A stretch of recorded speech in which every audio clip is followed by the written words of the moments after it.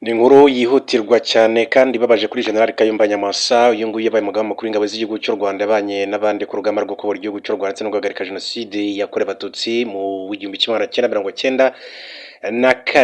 Mbere gato yuko aza gukurikiranwa n'inkiko za gisirikare akaza guhunga ubutabera bwa gisirikare. Bibutse ko yaje no kuba ambasaderi w'u Rwanda mu gihugu cy'Ubuhinde, ariko ubu ngubu akaba yarashinze umutwe wa RNC, Rwanda National Congress. Ni umutwe navuga ko urwanya ubutegetsi bw'igihugu cy'u Rwanda, usanzwe ufite icyicaro i Pretoria muri South Africa, ndetse kandi bikanavuga ko Kayumba Nyamwasa nyine ari we umuyobozi mukuru w'uyu mutwe.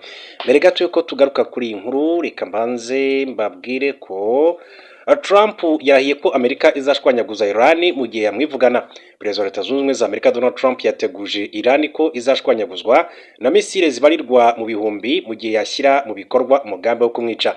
Aya magambo yatangajwe ku itariki ya 11 Nyakanga 2026 akurikiye inkuru ziri gucicikana ku mbuga nkoranyambaga zivuga ko Israel yahaye Amerika amakuru y'ubutasi avuga ko ubuyobozi bwa Iran bufite umugambi uteguye neza wo kwica bwana Trump. Ubutasi bwa Israel buvuga ko umuyobozi mushya w'umutwe w'ingabo zidasanzwe za Iran yitwa Ahmad Vahidi, ni umwe mu bashyigikiye cyane umugambi wo kwica perezida wa Leta Zunze Ubumwe za Amerika. Vahidi ari ku rutonde rw'abantu Amerika ibona ko bari gushaka kudobya ibiganiro by'amahoro biri kwihuza na Iran, kandi ko mu gihe intambara yasubukurwa abaruriho aribo izica mbere y'abandi. Iki gitekerezo kandi kigaragara no mu baturage benshi muri Iran nyuma y'icwa rya Ayatollah Ali Khamenei tariki 28 Gashyantare 2026, bagaragaye bafite ibyapa byanditseho ko perezida wa Amerika akwiriye kwicwa. Bwana Trump yagize ati misile igihumbi zirateguye kandi zireba kuri Iran, mu gihe izindi ibihumbi zahita kandi zikurikiraho mu gihe leta ya Iran yashyira mu bikorwa umugambi wayo watangarijwe mu mfuruka nyinshi cyane z'isi wo kwica cyangwa se kugerageza kwica perezida wa Amerika, uwo akaba ari njyewe. Yakomeje avuga ati igisirikare cya Amerika cyamaze guhabwa amabwiriza kandi ko cyiteguye, gifite ubushake n'ubushobozi bwo mu gihe cy'umwaka gishobora kongerwa bwo gushwanyaguza burundu ndetse no gusenya ibice byose bya Iran. Mu kiganiro Trump yari yagiranye na New York Post, yari yagaragaje ko amakuru y'ubutasi ya Israel adakomeye cyane kandi ko nta gishya kirimo, kuko yari asanzwe azi ko ari nimero ya mbere mu Iran yagambirira kwica. Umutekano wa Trump warakajijwe muri iki gihe ubwo yavaga mu nama y'umuryango wa NATO tariki ya 8 Nyakanga, ntiyatashye mu ndege yari yamugejeje muri Turkiya, bigaragaza ko yari afite impungenge. Ubwo Trump yajyaga muri Turkiya yajyanywe n'indege yahawe na Qatar nk'impano, ariko ubwo yatahaga yakoresheje iyari imaze imyaka myinshi ikoreshwa na perezida wa Leta Zunze Ubumwe za Amerika. Mu makuru yandi mu gihugu cy'Ubwongereza, niyo makuru nawe akomeje kugenda avuga nuko amahirwe ari kugenda aba menshi cyane kuri Andy Burnham yo kuba minisitiri w'intebe w'Ubwongereza akomeje kugenda yongera. Andy Burnham yateye intambwe ikomeye cyane igana ku kuba umuyobozi mushya w'ishyaka ry'abakozi ndetse na minisitiri w'intebe w'Ubwongereza, nyuma yo gushyigikirwa n'abadepite bagera kuri 322 muri 300 bahagarariye iri shyaka mu nteko ishinga amategeko. Umunyapolitike asigaje ijwi rimwe kuko asabwa kuzuza amajwi 323, umubare ukomeye cyane kuko iyo umukandida awugejeje nta wundi uba wemerewe guhatana nawe mu matora y'ubuyobozi bw'iri shyaka. BBC yatangaje ko hari abadepite batitabiriye igikorwa cyo gushyigikira Burnham cyabaye ku itariki ya 9 Nyakanga 2026, ariko ko ubutaha bazajya mu nteko ishinga amategeko kumushyigikira.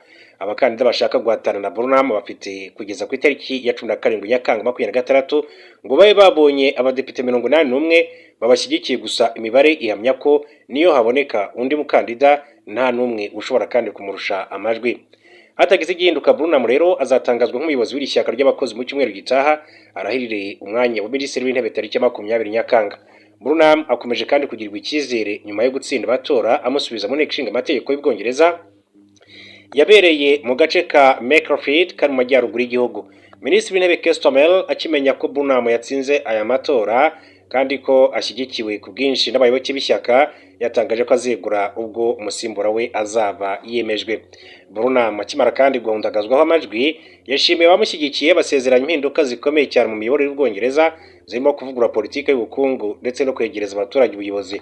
Uyu munyapolitike yinjiye muri politiki ubwo Tony Blair, minisitiri w'intebe, yabaye umudepite kuva muri 2001, aba minisitiri w'ubuzima, minisitiri w'umuco, w'itangazamakuru na siporo, anakora kandi muri minisiteri y'imari. Reka tuve muri iki gihugu cy'Ubwongereza tugaruke kuri General Kayumba Nyamwasa nk'uko nabivuze mu ntangiriro z'aya makuru. Twirwanaho rero ikaba ikomeje gushinja Kayumba Nyamwasa mugambi wo gutsemba abanyamurenge. Umutwe wa MRTP twirwaneho ukorera mu ntara Kivu y'Amajyepfo muri Repubulika ya Demokarasi ya Kongo ushinja ihuriro rya P5 rya Faustin Kayumba Nyamwasa leta y'u Burundi n'umutwe w'iterabwoba FDLR kugira umugambi wo gutsemba abanyamurenge.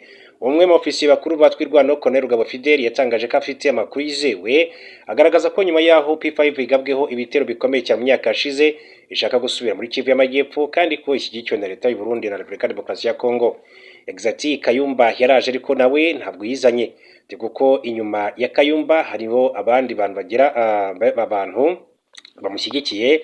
Ati rya P5 ya mbere yabaye muri ya myaka ishize ati barahangaha ati nabakaremera icyo gihe haje abasirikare ati bagera hafi ku batayo ariho rero ngo bari bashyize ibirindiro ngo byo gutera u Rwanda. Icyo gihe kandi bararashwe abandi barafatwa bamwe bajyanwa muri gereza.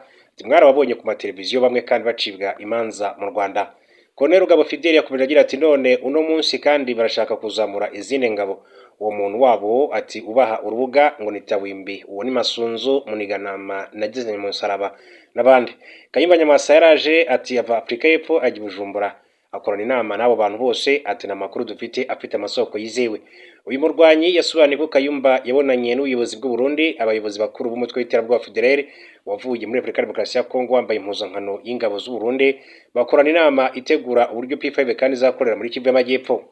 Colonel Rugabo Fidel yatangaje ko hari amakuru avuga ko hari abarwanyi ba P5 kandi bagera kuri 50 bashobora kuba baramaze kandi kugera mu misozi miremire iyo muri Kivu y'Amajyepfo hashingiye ku myanzuro yafatiwe mu nama yabereye i Bujumbura. Ati Nyamwasa yabonanye n'ubuyobozi bw'u Burundi yabonanye n'abandi bakuru b'intera hamwe bavuye ino ati muri Kongo barambuka bashoriwe na leta y'u Burundi bambaye kwa impuzankano y'u Burundi nk'abasirikare b'abarundi bambuka bakagera mu Burundi. Ati niyo bakoreye inama ati barangije kandi kuzuza gahunda bavuze ko bagomba kuzamura ingabo ahubwo bikekwa ko ingabo ati hafi 50 zishobora kuba zaramaze no kuzamuka imisozi. Colonel Rugabo Fidel yemeza ko Kayumba we atigeze ajya muri Kivu y'Amajyepfo ahubwo ko yafashe indege imujyana Kinshasa kuganira n'abayobozi ba RDC nyuma y'ibiganiro asubira muri Afrika y'Epfo. Atari ko Kayumba Nyamwasa ubwe ntiyigeze yambuka yafashe indege ajya Kinshasa kubonana n'ubuyobozi bwa Repubulika ya Demokarasi ya Kongo mbere yuko asubira muri Afrika y'Epfo. P5 nta ihuriye na MRDP twirwanaho ahubwo n'abanzi bacu bati batumazeho ati nibo bafatanyije na FDLR ati nibo bafatanyije n'umuntu wese uri kutwica. Colonel Rugabo Fidel yatangaje ko niba P5 ishaka kandi kugaba ibitero muri Kivu y'Amajyepfo MRDP twirwaneho yiteguye kandi guhangana nayo nk'undi mwanzi wese muri rusange. Muri Repubulika ya Demokarasi ya Kongo abandi Ebola muri iki gihugu bashobora kandi kuba bakubye kane abatangajwe na OMS. Ishami ry'umuryango w'abibumbye rishinzwe ubuzima OMS ryatangaje ko icyorezo cya Ebola yo mu bwoko bwa Bundibugyo cyugarije urasirazuba bwa Repubulika ya Demokarasi ya Kongo gifite ubukana bwinshi cyane kurusha ubugaragara.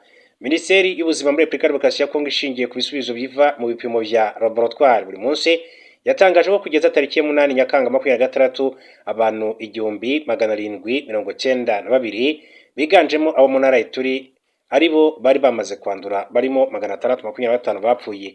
Umuyobozi mukuru muri OMS ushinzwe kurwanya ibibazo byihutirwa birimo ibyorezo Dr. Chikwe Ihekwazu yatangaje ko abarwayi bashya bagera kuri 80% bo mujyi wa Bunia muri Ituri bavuga ko batazi aho bakuye ubwandu, cyerekana ko hari abarwayi batari mu bitaro. Yagize ati abarwayi bashya bagera kuri 80% bari ku rutonde rw'abatazi ababanduje.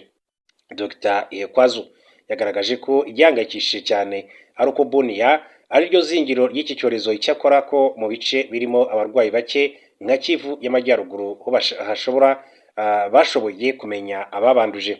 Isesengura rya OMS rishingiye ku bipimo byafashwe n'uburyo iki cyorezo kandi cyakwirakwiye kuva cyatangazwa bwa mbere tariki ya 15 Gicurasi rigaragaza ko umubare w'abanduye ushobora kuba kandi ukubye utangazwa inshuro ziri hagati y'ebyiri n'enye. OMS igaragaza ko hafi 90% byabo byatangajwe ko abanduye Ebola ari abo muri Ituri cyane cyane mu mujyi wa Bunia, Rwampara, Mongbaru ndetse na Nyankunde aho iki cyorezo kandi gikomeje gukwirakwira ku muvuduko mwinshi.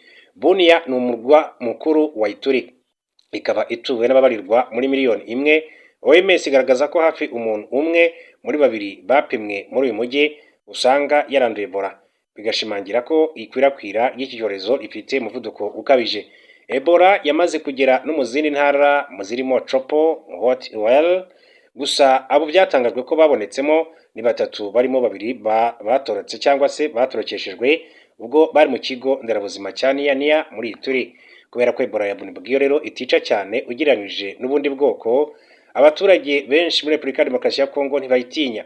OMS igaragaza ko ariyo mpamvu rero imiryango myinshi cyane ifata icyemezo ati cyo gukwirakwiza kwirwariza abarwayi aho kubajyana mu mavuriro. Dr Ihekwazu yagize ati abarwayi bamara igihe kinini cyane mu baturage kurusha uko byakagenze. Igihe kinini bamara batitabwaho n'abaganga niko baba bakwirakwiza indwara. Ikibazo cy'abapfira mu ngo nacyo kandi kirahangayikishije cyane. Isesengura ryakozwe ku bantu 400 ba mbere bishwe na Ebola muri Repubulika ya Demokarasi ya Kongo ryagaragaje ko 70% byabo batapfiriye mu mavuriro.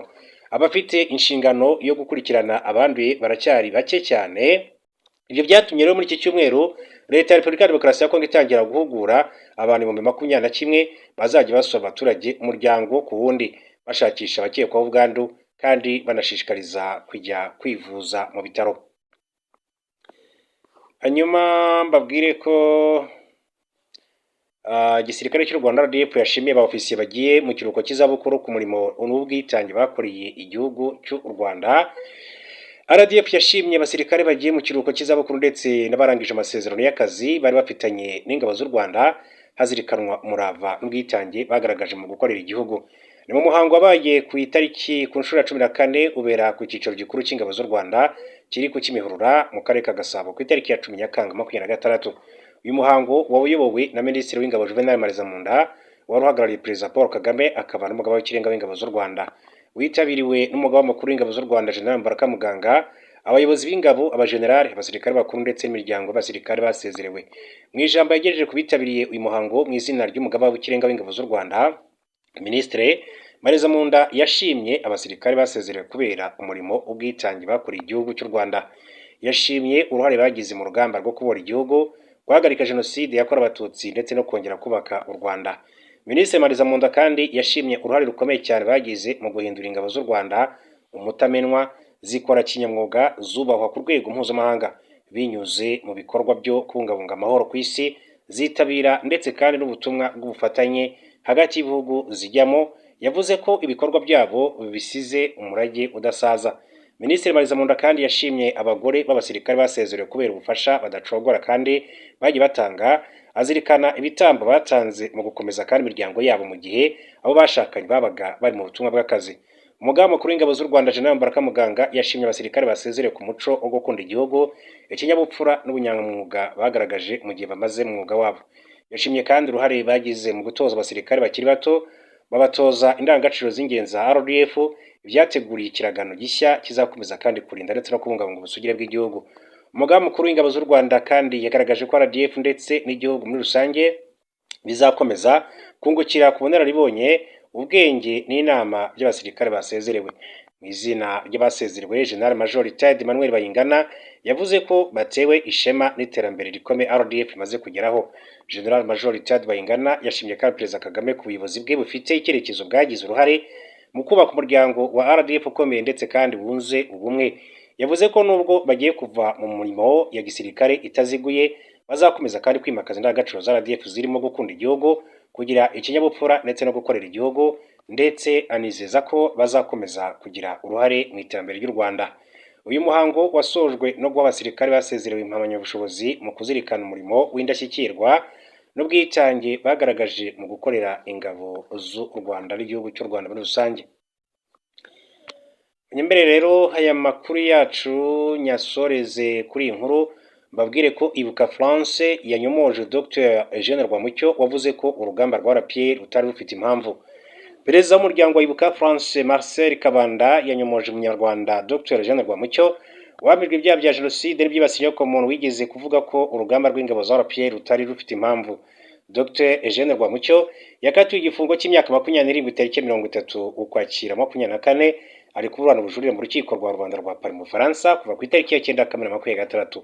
Kuva urubanza rwatangira, abanyamategeko barindwi b'uyu mwiganga baranzwe no gushidikanya ku mateka y'u Rwanda, kuvuga ko abatangabuhamya babeshye ndetse no gushinja leta y'u Rwanda ibyaha by'intambara ndetse no kuyoboza igitugu. Ibi babisubiyemo ku munsi wa 20 urubanza ubwo Kabanda Marcel yari amaze gutanga ubuhamya bukubiyemo amateka ye bwite nk'uwarokotse jenoside yakorewe abatutsi, ay'abatutsi bose muri rusange, ay'u Rwanda muri rusange ndetse n'ayayibuka France. Maître André Martin Karongozi wunganira abatanze ikirego yasabye Kabanda kuvuga kuri Rwamucyo n'abamwunganira bavuze cyane Perezida Paul Kagame na leta y'u Rwanda muri rusange muri rubanza, agaragaza ko ari amayeri yo gutesha agaciro ubuhamya butangwa. Maître Perouse Daniel wunganira Eugene Rwamucyo yabajije Kabanda niba mu mateka y'u Rwanda inzirakarengane z'abahutu ati zitarakuwemo bigambiriwe, amusubiza ko atari ko bimeze, ati kuvuga ati ku nzirakarengane zakorewe jenoside ati bivuze gukuramo inzirakarengane z'abahutu. Undi munyamategeko wa Rwamucyo Maître Alexandre Surustman akaba yarasabye Kabanda kuvuga ko ku byaha bya FPR, anamubaza niba kandi yemeranya n'umukiriya wabo wigeze kwandika mu cyegeranyo ko intambara yatangijwe na FPR yari intambara y'ubusa. Kabanda yasubije uyu Maître Surustman ko ingabo za RPR zitangira urugamba rwo kubohora u Rwanda tariki ya 1 Ukwakira mu 1990, abatutsi bari barahungiye mu bihugu by'abaturanyi ubwo bashakaga gutaha Juvenal Habyarimana kandi wayoboraga iki gihugu abyanga abyeruye kandi kenshi. Abanyamategeko ba Dr Eugene Rwamucyo bashinje Kabanda kubeshya kandi ngo kimwe n'abandi batangabuhamya bo ku ruhande rurega bakoreshwa na leta y'u Rwanda. Abatangabuhamya kandi babitewe utwatsi kenshi bagaragaza ko ari amatakirangoyi. Kabanda yasobanuye ko Ibuka France ari umuryango wigenga ukorera mu Faransa ugizwe n'abarokotse jenoside yakorewe abatutsi bava muri iki gihugu cyo ku mugabane w'Uburayi kandi uharanira inyungu zabo muri rusange. Reka rero mbashimire cyane, mbifuriza kuza kugira ibihe byiza, turaza gusubira mu nyamakuru.